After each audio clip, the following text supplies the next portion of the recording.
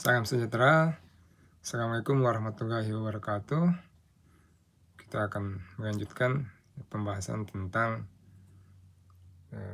bab relation and graphs dalam mata kuliah matematika diskrit. Baik, pada bab ini kita akan membahas relation and graphs, diambil dari buku berjudul Discrete Mathematics and Its Application, karya Kenneth H. Rosen. Dalam bab ini yang akan kita bisa dapatkan pemahaman dan pengetahuan yang akan nanti diaplikasikan dalam berbagai macam bidang gitu. Di antaranya adalah pemahaman ini akan berhubungan kuat dengan database, kemudian berhubungan kuat dengan wawasan artificial intelligence, networking, compiler, dan juga operating system. Bahkan dalam social network itu juga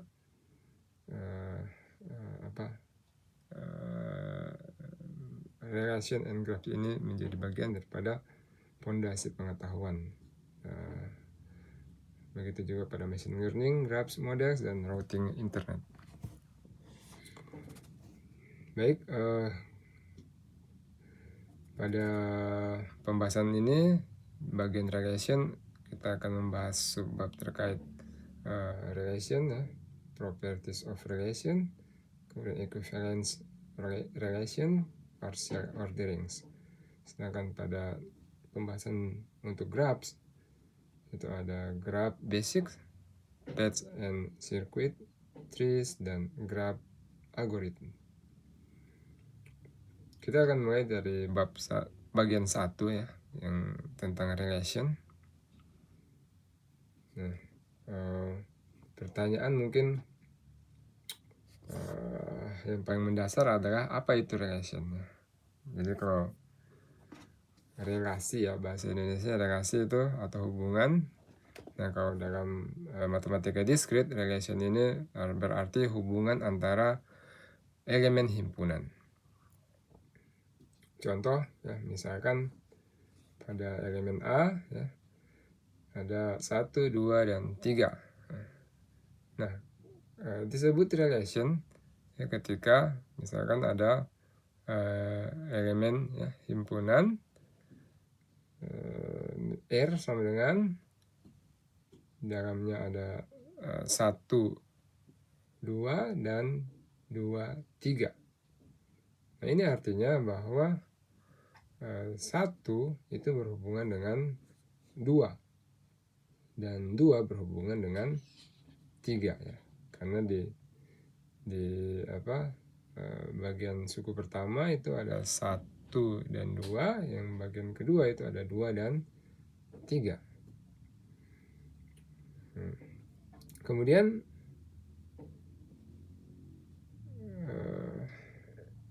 ada istilah notasi ya. Notasi itu jika A, B adalah anggota dari R, itu ditulis dengan A, R, B. Jadi secara notasi ya, penulisan tentang relation itu adalah A, R, B, yang berarti A, B itu anggota dari R. Jadi ada hubungan ya, karena sama-sama bagian atau anggota dari R. Nah, contoh nyata ya, misalkan relation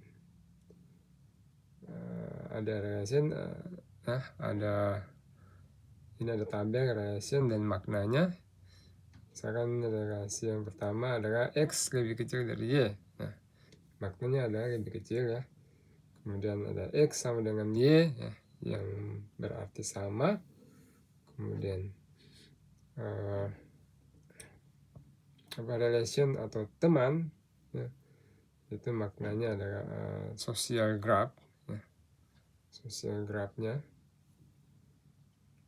teman itu berarti social graph-nya, sedangkan follow atau pengikutnya itu adalah bermakna apa, kayak apa, Instagram ya, Twitter gitu.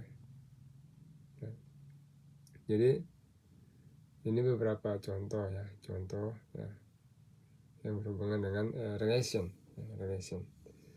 Kalau follow itu biasanya digunakan di media Instagram dan Twitter ya, ada istilah follow.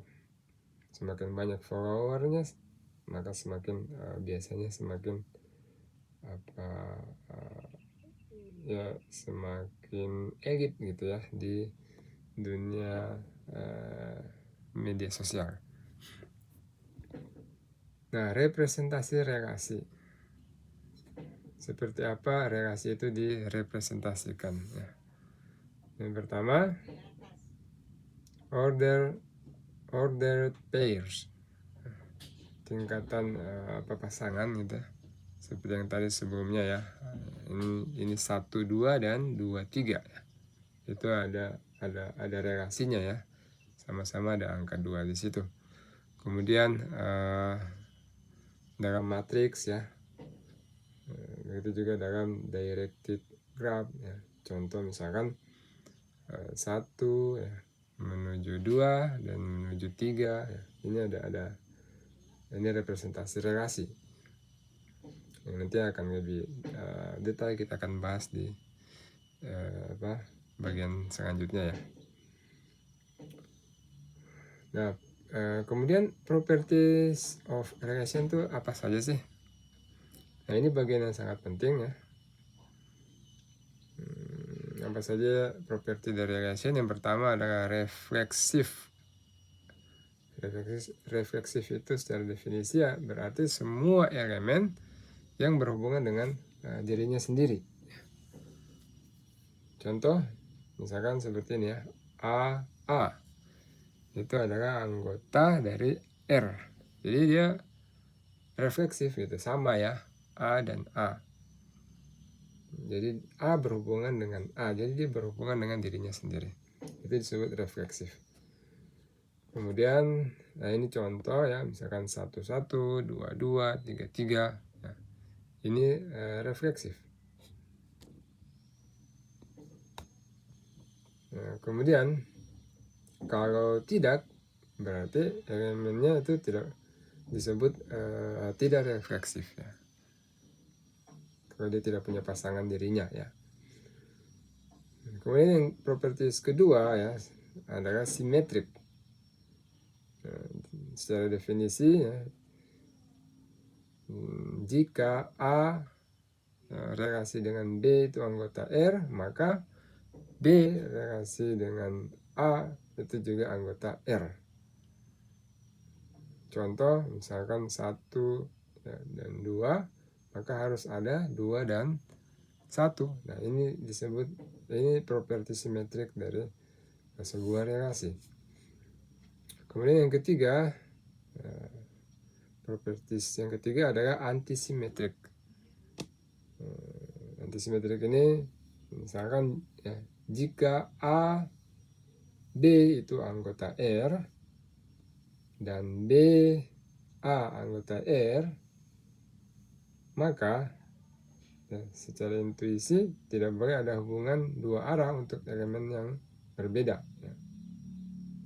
Tidak boleh ada hubungan dua arah untuk elemen yang berbeda. Contoh ya seperti ini, misalkan A lebih kecil atau sama dari B dan B lebih kecil atau sama dari A hanya jika A itu sama dengan B ya.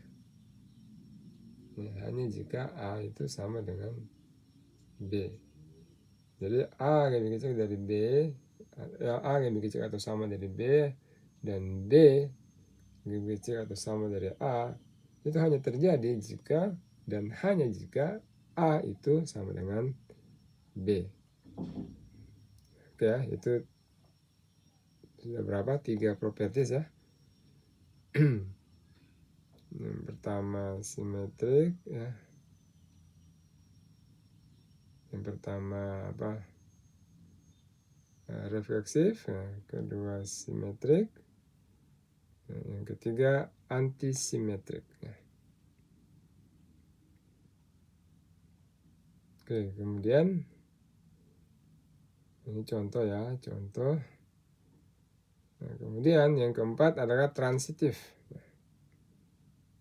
Apa itu transitif? Secara definisi ya seperti ini. A, B itu anggota R, B, C itu anggota R, dan A, C anggota R. Jadi A, B, B, C, A, C. Nah, contoh misalkan ya, ini transitif ya. Misalkan yang lebih kecil dari ya. Misalkan ini, jika 1 lebih kecil dari 2, maka 2 lebih kecil dari 3. Nah, 1 lebih kecil dari 2, kemudian 2 lebih kecil dari 3, maka 1 lebih kecil dari 3. Ya, logiknya begitu ya. Jadi itu yang dimaksud properti transitif. Properti transitif ya. Jadi sudah ada antisimetrik, transitif, simetrik, dan yang pertama refleksif ya.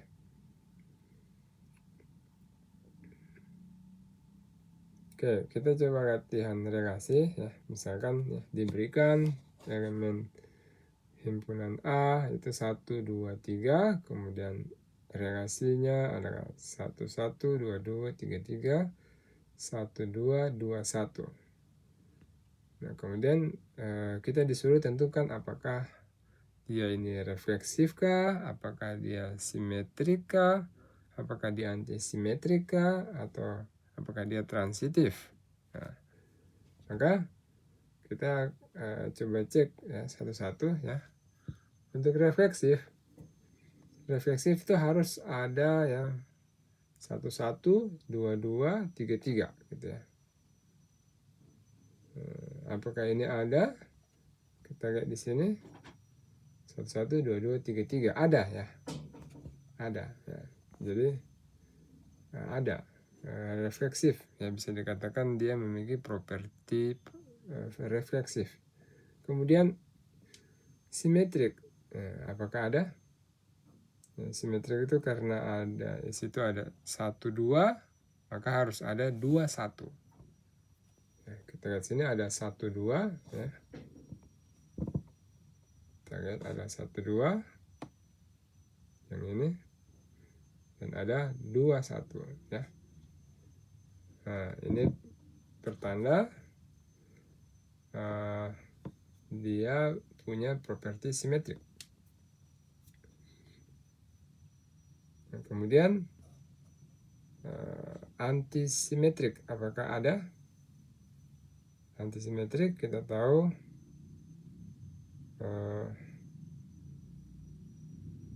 berarti ada 1, 2 dan 2, 1 ya. Jadi ada 1, 2 dan 2, 1. Padahal 1 tidak sama dengan 2 gitu. Di sini ada memang 1, 2, 2, 1 ya. Tetapi nilainya itu tidak sama gitu. Maka ini dikatakan sebagai antisimetrik ya, tidak simetris gitu.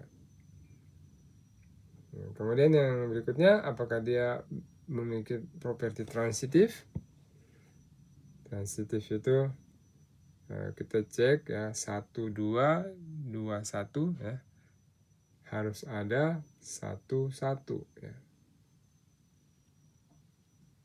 Jadi transitif, kalau kita lihat definisinya ulang tadi ya. Transitif ya. Seperti ini ya. 1, 2, 2, 3, maka 1 lebih kecil dari 3. 1 lebih kecil dari 2, 2 lebih kecil dari 3, maka 1 lebih kecil dari 3. Itu disebut transitif. Nah di sini apakah juga berlaku sama? Nah, ada 1 2, ada 2 1 ya. Kemudian apakah satu lebih ada 1 2, ada 2 1. Nah di situ ada sama-sama nilai 1 ya, nilai 1. Maka properti transitif ini juga ada pada elemen himpunan tersebut ya. Elemen himpunan pada relasi ya dari elemen himpunan A. Oke, itu contoh. Baik, selanjutnya adalah equivalency relation.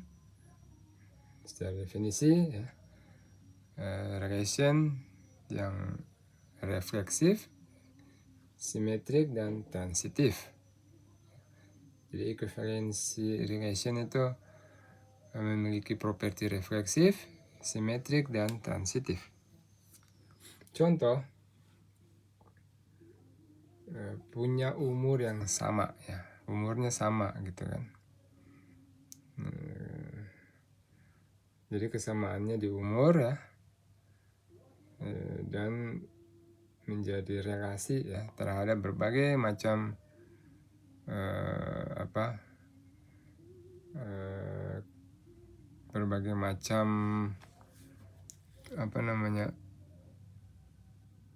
sumber daya ya, berbagai macam khas ya, ciri ya dari sesama manusia, tetapi dia punya relasi berdasarkan umur yang sama. Kemudian partial order. Partial order ini secara definisi relasi yang memiliki properti refleksif, antisimetrik, dan transitif ya. Jadi berbeda dengan equivalent relasi ya, partial order itu antisimetrik ya. Kalau equivalency relation itu simetrik. Yang lainnya, yang duanya sama ya, refleksif dan transitif. Oke, contoh dari partial order itu adalah ini tanda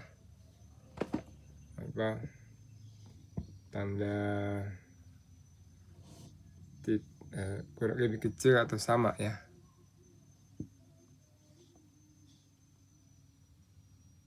Lebih kecil atau sama yang ini. Oke, kita masuk ke part 2 tentang graphs ya. Apa itu graph? Graph terdiri dari ada yang namanya vertex atau node dan edge atau hubungan ya.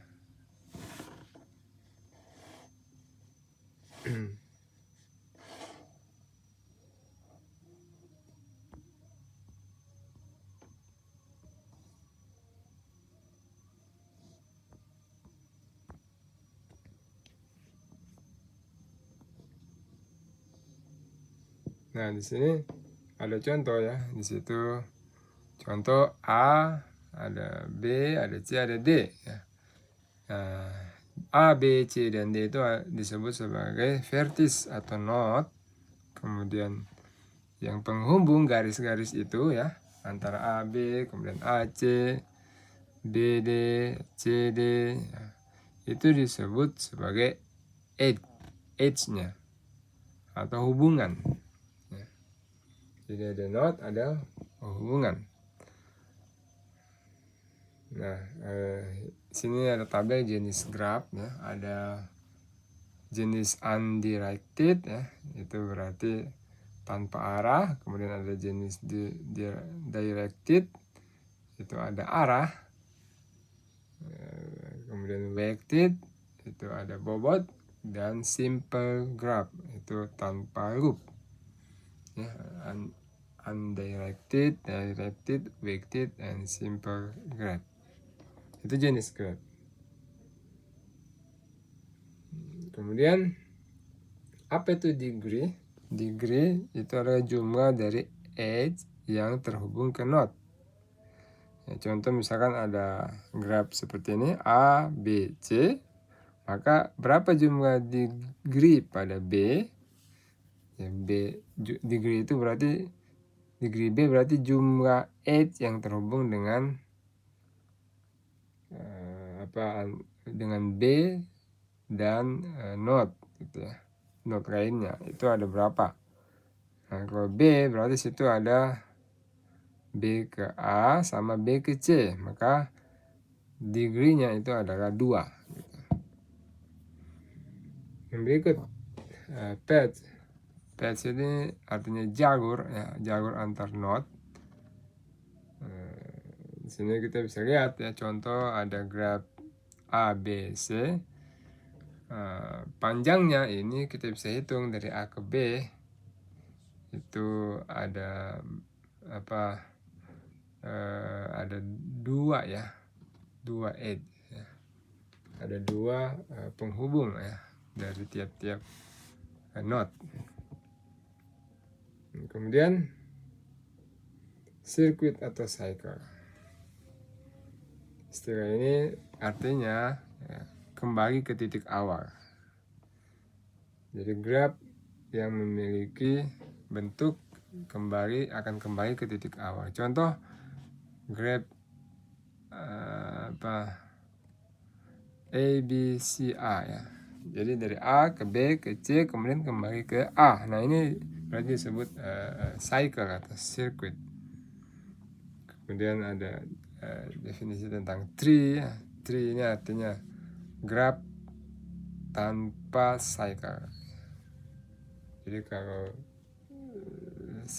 sirkuit atau cycle itu graph ya yang kembali ke titik awal ya, yang berputar terus. Sedangkan yang tanpa cycle itu disebut tree. Contoh ya misalkan ini ada A, B, C. Maka kalau kita latihan graph, ini kan tadi contoh dari graph ya. Dari graph yang berbentuk tree ya. Artinya graph yang tanpa cycle. Jadi bentuknya seperti itu ya, seperti akar ya, dari A ada 2 cabang ya, ke B dan C. Oke, kita coba latihan graph. Yang pertama ya, misalkan bentuk graph-nya itu seperti itu ya, A, B, C, D ya. Jadi yang terhubung adalah A, B, B, C, kemudian A, D dan BD ya. Nah, kemudian kita disuruh tentukan berapa degree tiap node. Maka dengan mudah kita bisa menghitung, situ ada A ke B1 ya, A ke D1, B ke C1, B ke D1. Maka totalnya itu adalah berapa?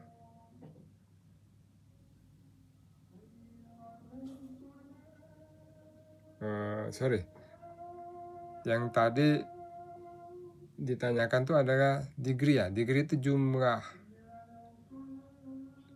penghubung ya, jumlah penghubung tiap node.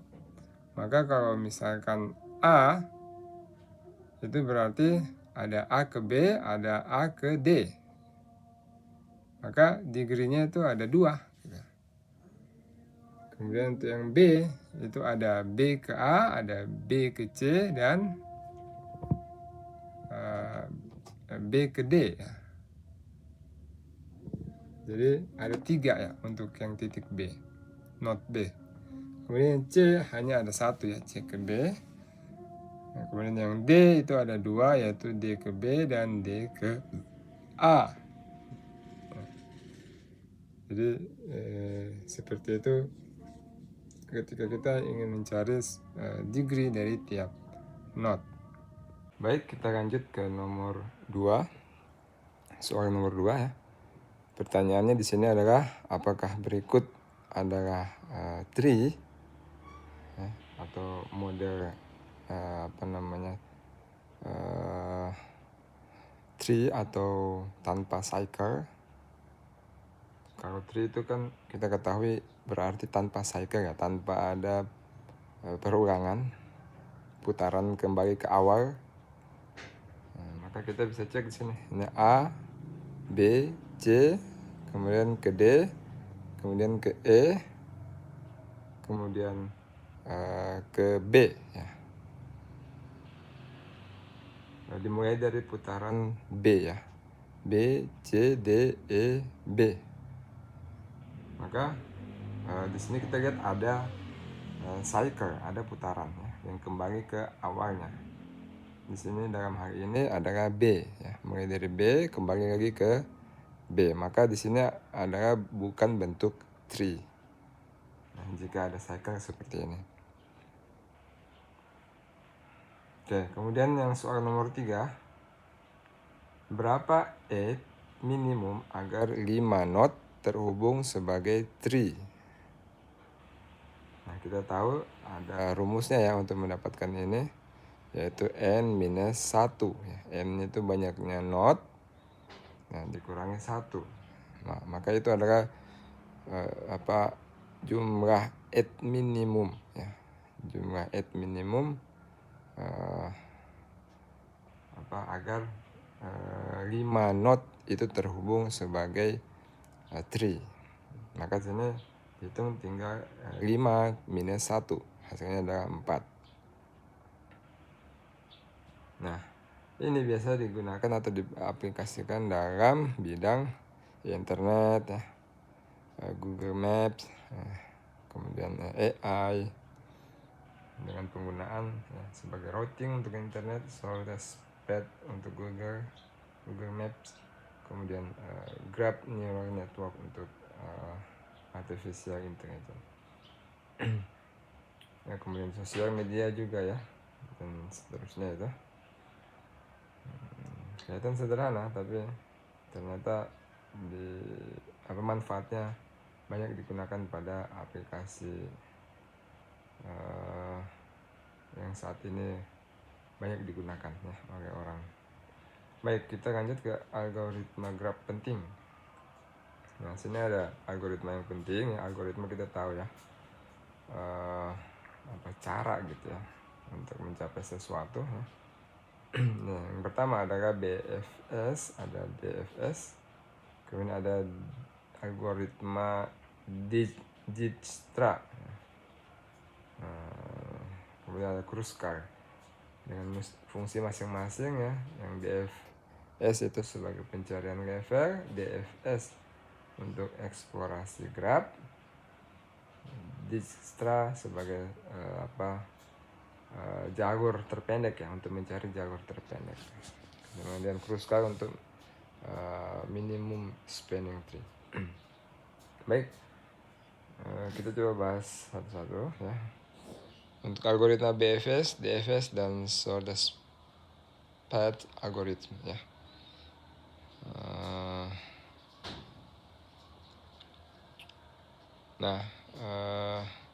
Ini banyak dipakai pada ya, Google Maps, routing internet, AI pathfinding, crawling web, social network analysis, game, AI, dan robotics. Kita akan coba bahas pertama tentang BFS ya. BFS itu singkatan dari Breadth First Search. Jadi BFS ini menjelajah graph berdasarkan per levelnya ya. Kemudian berdasarkan node terdekat dulu. Itu breadth ya. Analoginya seperti riak air ya, mulai dari pusat, kemudian tetangga ya, kemudian tetangga berikutnya. Jadi dari kecil ke besar, itu riak. Nah, struktur data BFS itu menggunakan QEUW ya, QEUW. Contoh graph di sini contoh graf misalkan bentuk seperti model tree seperti ini ya, ada A, B, C, D, E, F. Nah, menggunakan BFS berarti kita mulai dari A ya, misalkan di sini rangka pertama kita kunjungi A, maka QWW adalah A ya. Yang pertama kali dikunjungi A gitu. Rangka kedua, nah kita ambil A, kita masukkan tetangganya, yaitu di situ dibawa B dan C ya. Jadi tetangganya A itu kan yang terdekat ini, B dan C. Kemudian maka QWW-nya adalah B dan C. Nah, yang berikutnya, rangka ketiga kita ambil B di sini ya, B ya. Kemudian kita masukkan D dan E ya, sesuai grafnya di situ. Kalau B berarti kita masukkan D dan E di situ ya. Maka QE-nya adalah dari setelah kita masukkan DE, maka QE-nya itu adalah berarti ini ya, yang sudah terbentuk tuh ini. Oke.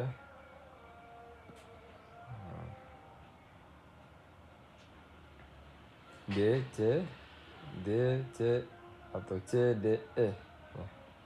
Nah ini C, D, E. Rangka keempat kita ambil C-nya, kita masukkan apa di situ? Kalau yang rangka keempat berarti kita masukkan di sini adalah F ya. F. Sehingga QW-nya adalah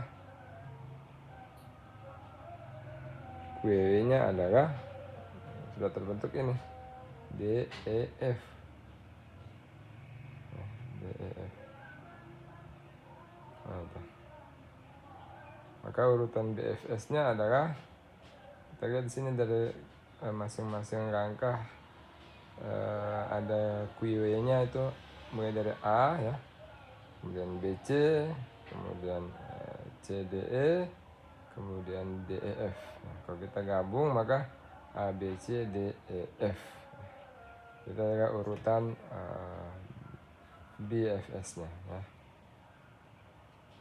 Jadi dari sini kita bisa simpulkan ya, karakter BFS itu adalah level by level, kemudian shortest path unweighted, artinya jalur terpendek tanpa menggunakan bobot ya, weight. Bobot itu berarti nilai dari not, dari tiap-tiap not. Dia tidak menggunakan itu, tapi bisa mendapatkan jalur terpendek ya. Kemudian kata kuncinya adalah QWW ya. Itu yang digunakan untuk menentukan tadi ya, urutan BFS. Oke. Kompleksitas BFS itu adalah ini OV plus E, artinya bahwa waktu ya untuk eksekusi algoritmanya itu adalah seiring dengan bertambahnya jumlah V ya, V atau apa node-nya ya, dengan E atau edge-nya. Edge-nya itu berarti jumlah cabang ya. Jadi semakin banyak jumlah kedua variabel tersebut, maka ya semakin kompleks gitu ya.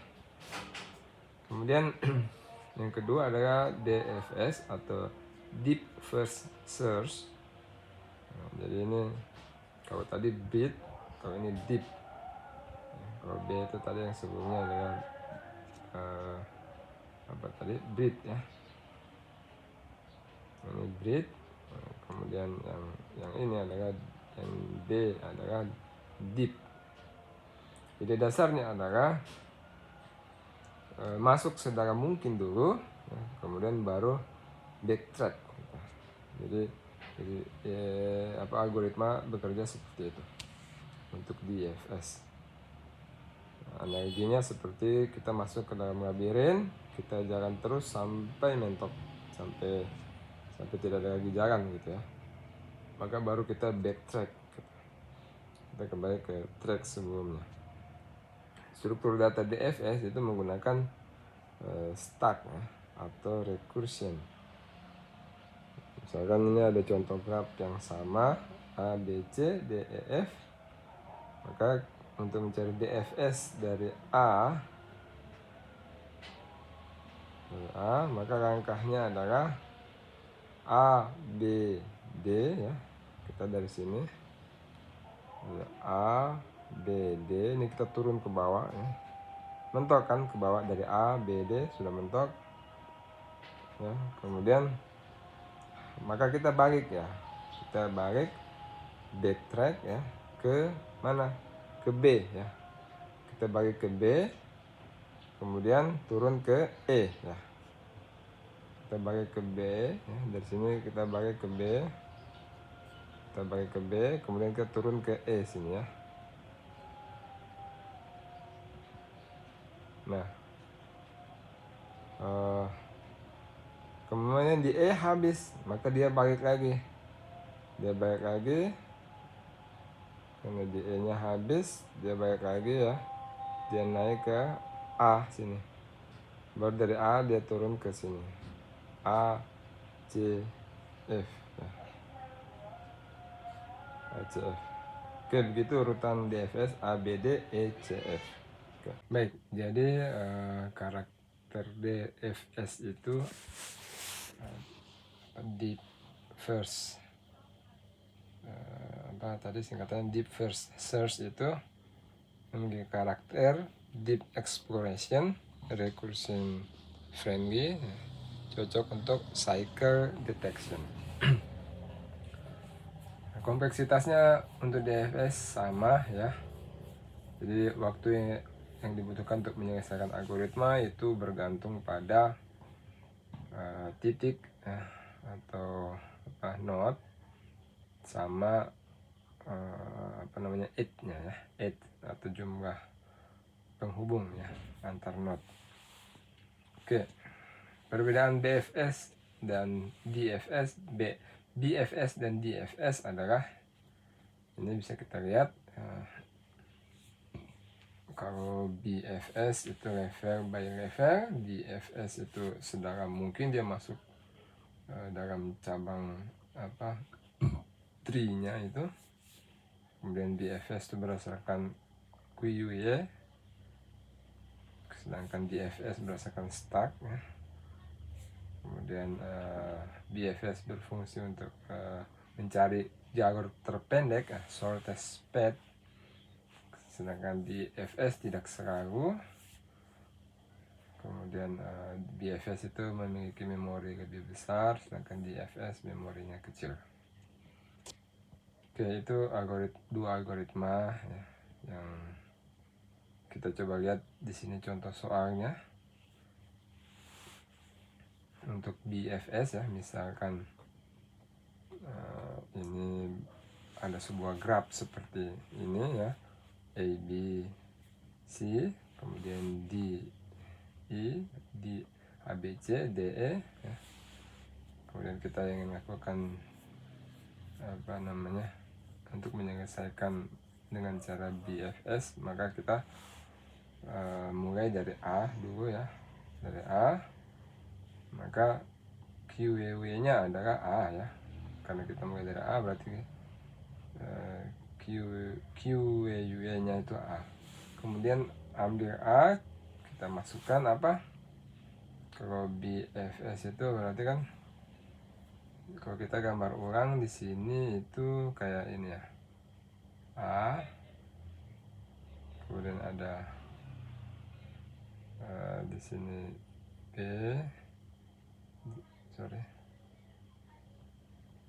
sini B, sini C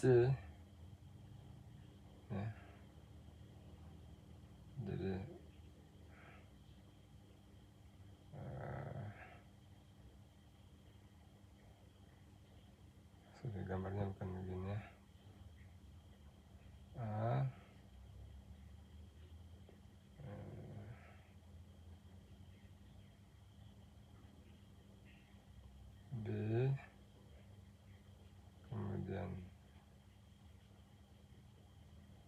D ya, kemudian C-nya itu di sini, kemudian E-nya di sini ya, E-nya dari sini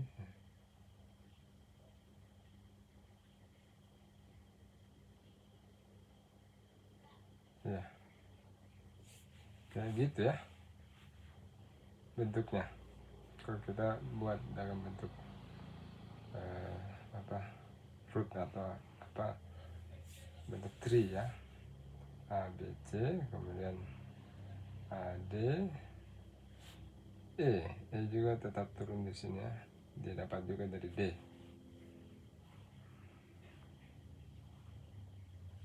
Oke, coba kita lihat bagaimana menyelesaikan ini. Maka tadi mulai dari A, kemudian setelah itu ambil A, masukkan BD, kita ambil A, masukkan BD, maka QWUE nya adalah BD. Kemudian kita ambil B, kita ambil B, kemudian masukkan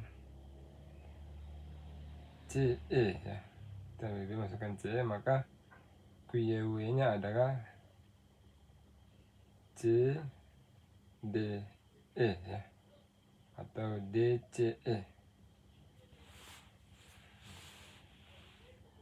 Kemudian kita ambil D, E sudah ditemukan kayak gitu. Jadi caranya adalah menggunakan BFS itu seperti yang tadi ya, kita awalnya pilih A, kemudian kita ambil A, kita masukkan B dan D ya, maka tadi yang pertama QWE nya itu adalah A, yang kedua QWE nya itu adalah BD. Nah, yang ketiga kita ambil B, kita masukkan C dan E ya, maka QWE nya itu adalah yang garis dari sini ya, ini berarti ya, ini QWE nya itu adalah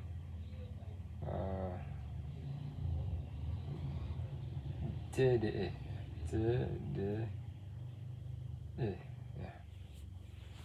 Maka totalnya kita bisa lihat di situ ada A, B, C, D, E ya. Ini A, B, D, C, E. A, B, ini urutannya ini, jadi di sini A, B, D, C, karena dia sudah ada E, A, B, D, C, E. Ini A, B, D, C, E ya. Ini. Oke, kemudian kita lanjut contoh soal BFS ya, dengan graf yang sama ya, bentuknya ya seperti ini, sama grafnya. Kita menyelesaikan dengan cara BFS, maka kita menyelesaikan pertama dengan cara BFS itu berarti mengalir sampai ke ujung ya, mengalir sampai ke ujung. Berarti di sini kita bisa tulis ini dari A, B, D,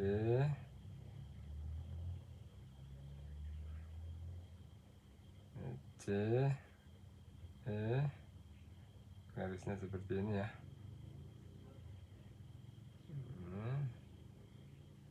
Terus begini, oke. Nah, kemudian kalau kita lihat di sini, berarti kalau kita kasih mengalir, yang pertama adalah kelihatan di sini ABC ya. Kita turun dulu dari sini. Kita turun dari sini ABC, mentok. Oke, kita kembali ke sini. BE,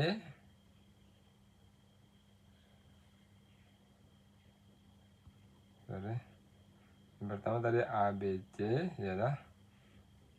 Kemudian kita kembali karena mentok, kita ke C, habis itu B E ya, yang ini mentok lagi, kita kembali ke sini ke A D E ya.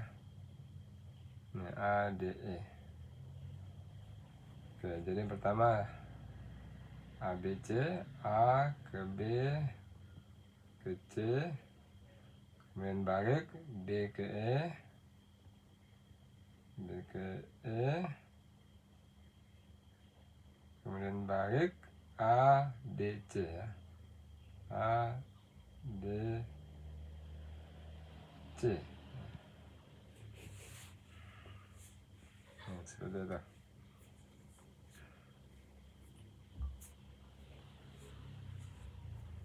Nah, sehingga kita bisa ambil di sini, berarti urutannya adalah A B C E D E.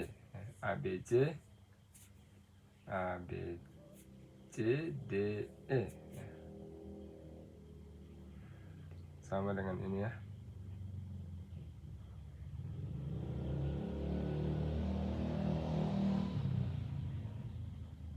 A B C E D ya. A B C E D. Nih, A B C dah. Nah, pakai ini ya. Kita lihat sini A B C, kemudian karena B sudah ada di sini, B sebelumnya sudah ada, langsung ke E, A B C E, A nya sudah ada, langsung ke D ya, D. Kemudian E nya kan tadi sini sudah ada, jadi hanya ada A B C E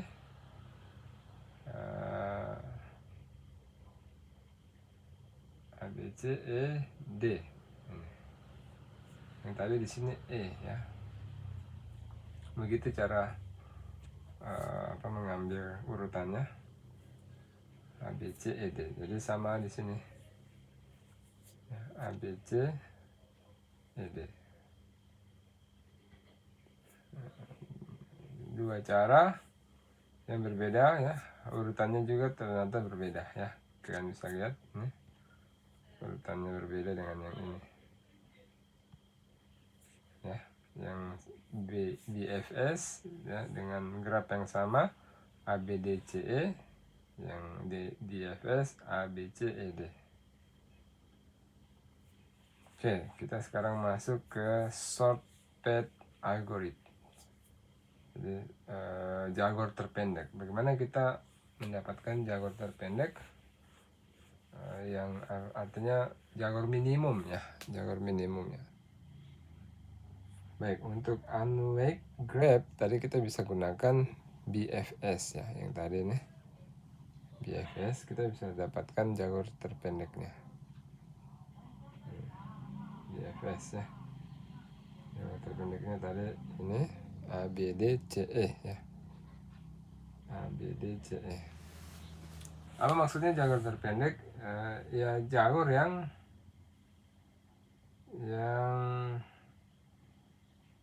paling minimum ya, yang bisa dilalui untuk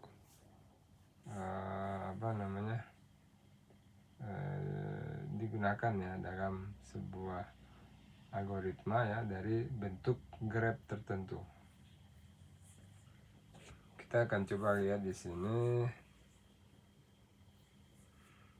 Jadi untuk unweight graph artinya untuk algoritma yang untuk graph yang tidak ada bobotnya ya. Nanti kita lihat apa itu bobot.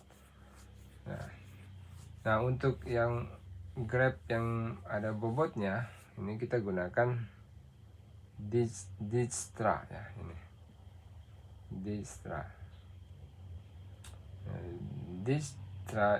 Dijkstra algoritma ini bertujuan untuk mencari shortest path ya, dari satu node ke semua node.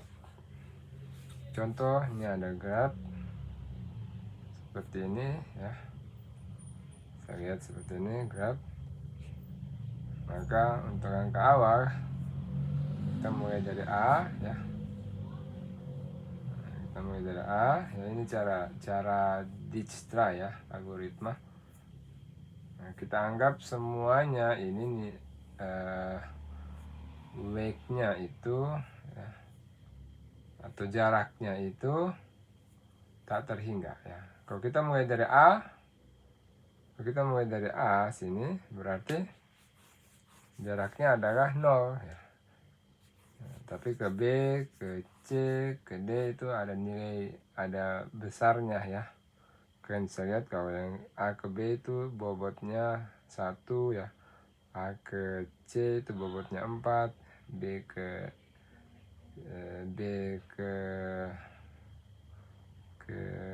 C ya. Sorry, ini ada kesalahan garis.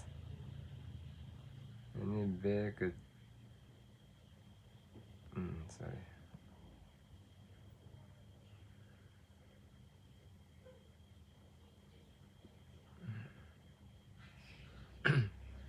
Ya harusnya gini.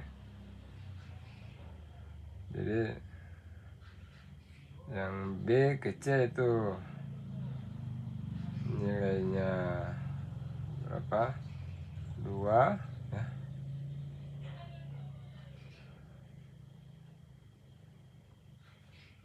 Nilainya 2. Kemudian B ke D itu nilainya 5 bobotnya ya. Kemudian C ke D itu nilai bobotnya 1.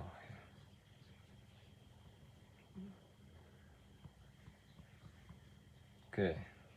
Kita pertama mulai dari A, berarti jarak di A ke A itu 0 ya. Ke tempat lain kita belum tahu, maka kita isi dengan tak terhingga seperti ini ya, dengan nilai tak terhingga. Nah, angka pertama ya, tadi dari A ke B ya. A ke B, B nya berapa? A ke B tadi bobotnya 1 ya. Bobot sebelumnya 0, maka kita jumlahkan 0 tambah 1, itu hasilnya adalah 1. Nah, jadi A ke B nilainya 1 ya. Kemudian ke C, A ke C berarti, kalau A ke C berarti kan dari sini ya, dari A, B, C. Berarti ada 1, ada 2 ya. Sebelumnya tadi A ke B itu 1 ya. Kemudian ditambah B ke C itu 2, berarti totalnya adalah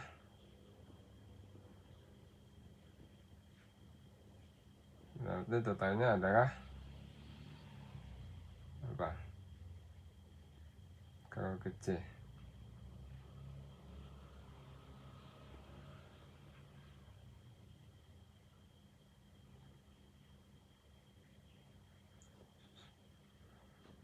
A ke C, kalau dari sini A ke C itu 4 ya. Ya kan? A ke C itu 4. Nah, sini makanya dibilang dari A ke C itu 4. Kalau dari A ke B tadi berarti 1 ya. 0 tambah 1. Nah, kita update. Ini adalah updateannya. Tadi ini sebelumnya tak terhingga. Nah, sekarang B nya untuk A ke B itu 1 ya. Jaraknya A ke C itu 4. Nah, sekarang kita masuk ke angka kedua. Nah, kita masuk ke angka kedua. Kita pilih node terkecil yang belum dikunjungi. Yang belum dikunjungi itu dari B ya, dari B ke C. Dari B ke C, tadi kalau sampai ke B itu kan nilainya 1 ya, nilainya 1. Kemudian kalau kita lanjut ke C ya, dari A ke B nilainya 1. Langsung lanjut ke C, dari situ dari B ke C itu nilainya berarti tambah 2, berarti 3. Nilainya 3. Nah, ini nilainya 3. Nah, itu lebih kecil dari 4, maka kita update. Jadi kita cari nilai yang paling terkecil. Maka ke D-nya itu adalah